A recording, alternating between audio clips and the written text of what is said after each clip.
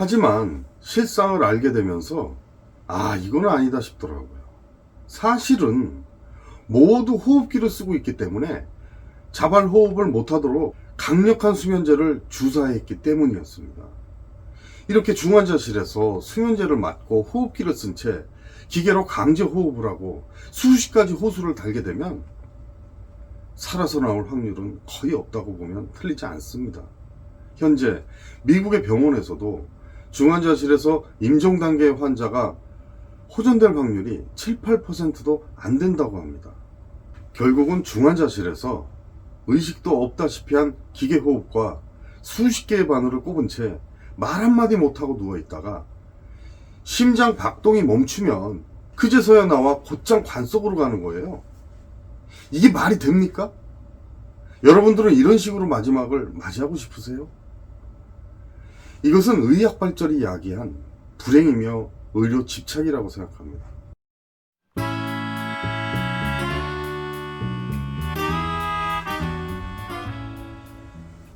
안녕하세요. 제비소드TV입니다. 사람은 누구나 죽는다는 것을 우리는 이미 알고 있지만 살다 보면 대부분 죽는다는 것을 잊고 살게 됩니다. 그게 또 사람이 살 수 있는 이치이기도 하고요. 하루 종일 죽음에 대해 생각하고 더구나 죽음을 무섭게만 생각한다면 정상적으로 살 수가 없겠지요. 하지만 누구라도 그러하듯이 여러분도 저도 언젠가 죽는다는 것은 변할 수 없는 팩트입니다. 죽음 이후에 기독교에서 이야기하는 심판, 천당, 지옥 또는 불교에서 말하는 윤회 등등 죽음이 또 다른 차원으로의 여정을 시작하는 거라고 할지라도 죽음은 우리에게 항상 두려운 빅 이벤트인 것은 확실합니다. 자, 그러면 준비가 필요하겠죠. 물론 죽음 이후까지도 준비하면 더 좋겠지만 그건 지극히 개인적이고 또 종교적인 사안이 있기 때문에 따로 생각해 보시는 것이 좋을 것 같습니다. 유명한 라틴어 문구 중에 메멘토 모리라고 있습니다. 많이들 아시죠? 고대 로마 시대 때 전쟁에서 승리한 장군이 개선식을 할 때 노예가 개선장군과 함께 마차에 올라서는 장군에게 이렇게 속삭였답니다. 메멘토 모리. 즉, 죽는다는 것을 기억해라. 죽음을 잊지 마라. 메멘토 모리. 이렇게 계속 속삭이게 했답니다. 너도 언젠가 죽으니 항상 겸손하라고 경고하는 뜻으로 그랬답니다. This too shall pass. 이 또한 지나가리라와 일맥상통하면서도 좀 더 깊이 있는 말인 것 같습니다. 그런데 말입니다. 이 현실은 죽음 자체나 죽음 이후보다 죽기 전의 일정 기간이 훨씬 두렵고 잔인합니다. 마지막 가는 길에 다른 사람들에게 여러 가지로 수고를 끼치거나 볼 걸 못 볼 걸 다 보여주면서 본인이 원치 않았던 인간으로서의 수치스러운 모습으로 마지막을 맞이하게 되거나 참으로 허망하게 갈 수 있기 때문에 죽기 전이 훨씬 두렵습니다. 그렇게 죽긴 정말 싫잖아요? 벽에 똥칠하다가 수면제 맞고 호흡기 달고 의식도 없다시피 한 상태로 남은 이들에게 말 한마디 전하지 못하고 허망하게 갈 수는 없잖아요. 자발 호흡이 안 돼 삽관을 하면 말을 할 수가 없습니다. 그리고 삽관이라는 게 아무리 조심해도 세균 감염에 취약한 것도 사실입니다. 어쨌든 그런 흉한 모습으로 마지막 길을 가고 싶은 사람은 정말이지 단 한 사람도 없을 겁니다. 우리나라의 한 설문조사를 보면 어디서 마지막을 맞고 싶은가, 어디서 죽고 싶은가에 대해 응답자의 7, 80%가 집에서 죽고 싶다고 답했습니다. 그럼에도 불구하고 우리나라 사람 7, 80%가 병원에서 중환자실에서 마지막을 맞이하고 있는 게 현실입니다. 연전에 저희 어머니도 중환자실에서 돌아가셨습니다. 아주 예전에는 병원에서 가망이 없을 경우에 집으로 모시라고 했었습니다. 하지만 지금은 연세가 아무리 높고 임종의 단계에 들어섰다 하더라도 자이든 타이든 위급하면 병원으로 모시게 되고, 병원에서 각종 검사를 통해 상황이 좋지 않더라도 이제는 어느 병원에서도 집으로 모시라고 하지 않습니다. 현재 상태에서의 대응 진료만 합니다. 숨이 멈추면 심폐소생술을 하고, 숨쉬기 힘들면 호흡기를 쓰고, 그것도 안 되면 기도삽관을 하고, 각종 약물과 기계장치 등 수십 가지 호수를 달아줍니다. 치료를 하는 게 아니고 연명을 시키는 거예요. 의학적 사망 상태가 되지 않도록 최선을 다합니다. 죽지만 않도록 하는 거예요.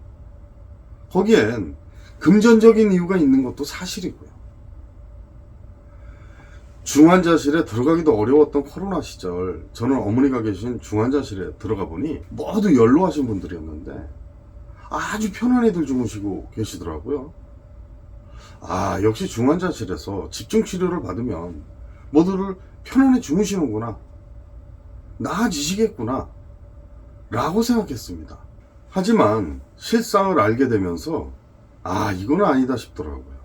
사실은 모두 호흡기를 쓰고 있기 때문에 자발 호흡을 못하도록 강력한 수면제를 주사했기 때문이었습니다.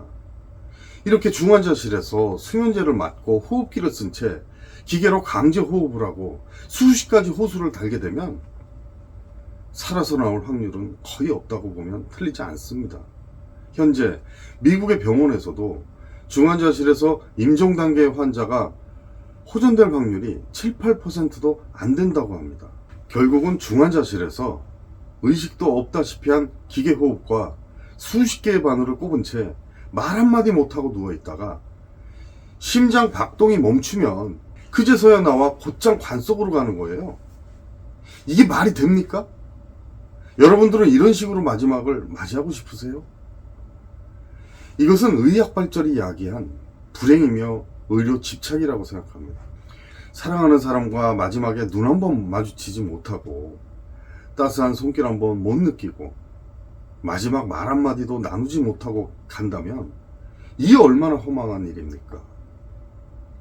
내 자신과 주변 사람을 사랑한다면 생과 삶은 물론 자연스러운 죽음까지도 운명이라 생각하고 온전히 받아들이며 사랑해야 한다고 생각합니다. 앞서 말씀드린 연명치료는 심폐소생술, 항암제 투여, 인공호흡기, 혈압상승제 투여, 체외생명 유지술 등의 의학적 시술인데요. 치료 효과 없이 임종 과정의 기간만을 연장하는 의료 행위를 말합니다. 우리나라는 아직 존엄사를 인정하지 않지만 연명치료를 받지 않겠다는 거부 의사를 실행할 수 있습니다. 1997년 보라매 병원 사건과 2008년 김할머니 사건을 계기로 오랜 산고 끝에 2018년 연명의료 결정법이 제정되었습니다. 연명의료 거부 신청은 19세 이상 신청 가능하고요. 현재 100만 명 이상이 신청했고 계속 증가세를 보이고 있습니다.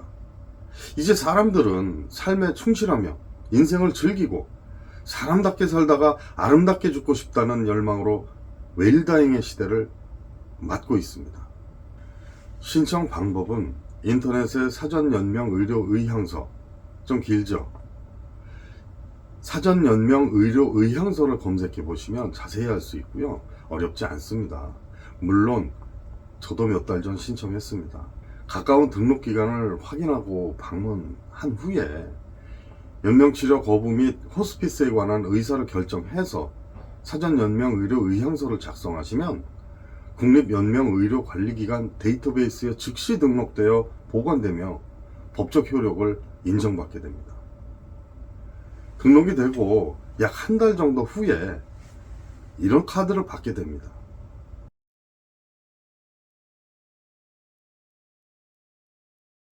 중요한 것은 이런 신청을 했다 하더라도 병원에 가셔서 치료를 받으면 아무 소용이 없게 되는 것도 알고 계셔야 됩니다. 평소에 자식이든 가족이든 주변 사람들에게 연명치료 거부를 확실히 알려야 되면 물론이고요. 어떤 상황이 임종 단계인지 본인이 정확히 알고 있어야 되고, 쉽지 않은 일이지만 그러한 때가 되었다고 생각하면 병원에 안 가셔야 됩니다. 자식된 입장에서는 그런 상황에서 병원에 모시지 않으면 불효가 되기 때문에 막무가내로 모실 수도 있어요. 하지만 병원에 가시게 되더라도 임종 단계에는 연명치료를 거부한다는 본인의 의지를 가족에게 확실하게 밝혀둘 필요가 있는 것입니다. 의식이 없어지면 본인 의사와는 다른 상황이 벌어질 수 있습니다. 왜 그럴까요? 치료 중 임종기에 이르르면 병원에서는 이 사람이 연명의료 거부를 했는지를 조회해 봅니다.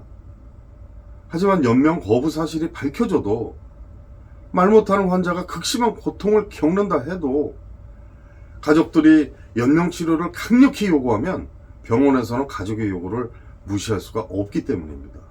또 가족 대부분이 중단을 원해도 누구 한 사람이라도 반대를 해도 안 되고요. 문제는 또 있습니다. 가족 모두가 연명치료 중단을 동의했다 해도 연명의료결정법 제16조에 따르면 환자가 임종 과정에 있는지의 여부, 즉 회생 가능성에 대한 판단은 오로지 의료진이 한다는 것입니다. 담당의와 전문의 이렇게 두 명의 의사가 임종 단계라고 의견 일치가 돼야 합니다. 어느 한쪽이라도 회생 가능성이 있다고 한다면 중단은 어렵습니다.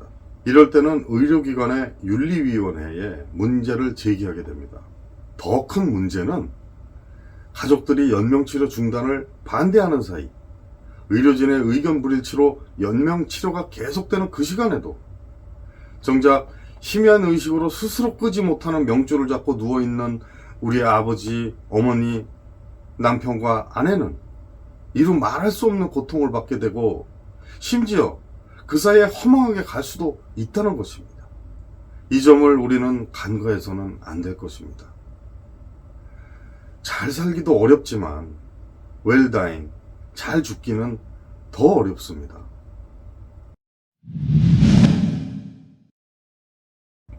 연세 높으신 어르신들이 9988234라는 말씀을 하신답니다. 99세까지 팔팔하게 살고 이틀 누워있다가 3일째 죽는 게 소망이라고요. 뭐 그렇게 되긴 힘들지 않나 생각이 드는데요.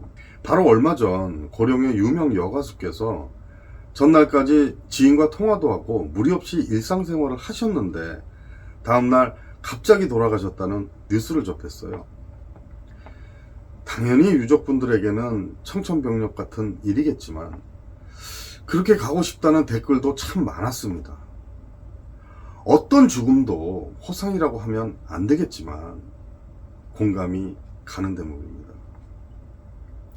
이렇게 언제 죽을지 모르니 마음을 넉넉하게 쓰고 미워하지 말고 사랑하고 또 열심히 살고 지금을 즐겨야 되겠습니다.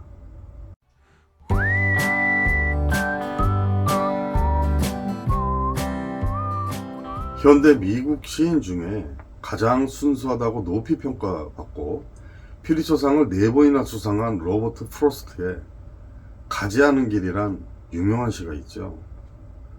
원제인 The Road Not Taken에는 두 갈래 길 중 선택했던 길보다 Not Taken, 선택하지 않았던 길에 대한 미련이 있음을 알 수 있습니다. 시에서 언급한 길은 바로 인생의 길 아니겠어요? 동시에 두 길을 다 가볼 수 없기 때문에 인간은 여기에서 삶의 고뇌와 한계를 느끼게 됩니다. 우리가 인생을 살다 보면 두 갈래 길을 수없이 마주합니다. 작게는 하루에도 수십 번의 선택을 해야 되고 그렇게 내가 한 크고 작은 수많은 선택들이 모이고 쌓여서 우리의 인생을 만드는 게 아닐까 하는 생각이 듭니다. 그래서 메멘토 모리를 기억하면 아모르 파티 하게 되고 또 카르페 디엠 하게 돼서 잘 살다가 현명한 마지막 선택을 통해 아름다운 죽음을 맞이할 수 있지 않을까 생각합니다.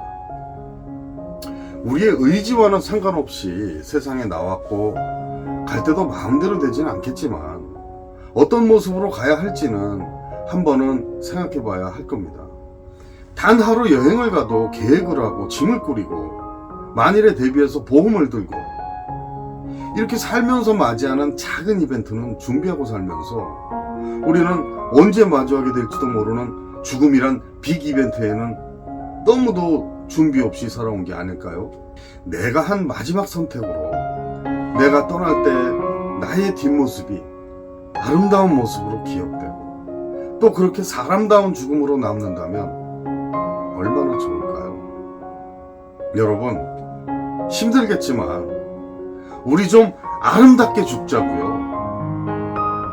이미 20대 때 아름다운 이별을 노래한 시인 이형기님의 낙화를 띄워드리면서 인사드리겠습니다. 감사합니다.